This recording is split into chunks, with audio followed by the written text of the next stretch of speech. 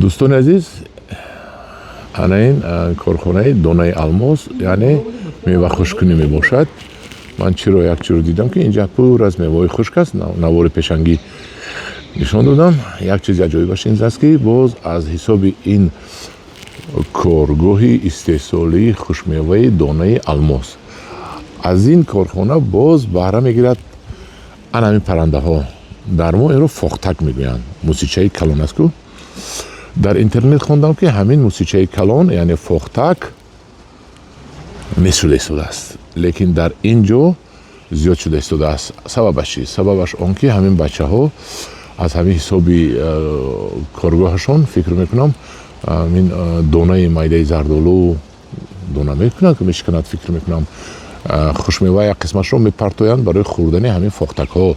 این فاختک ها در اینجا آموخته شدن و اینا بینید چقدر بسیار است. بالای سیم رو بینید چقدر بسیار ششتگی در اینجا استقامت میکنن.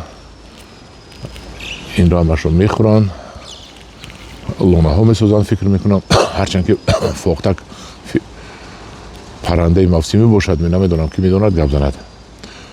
در شما چی میگویند؟ در ما فاختک میگویند. ها موسیچه کلان کلان است که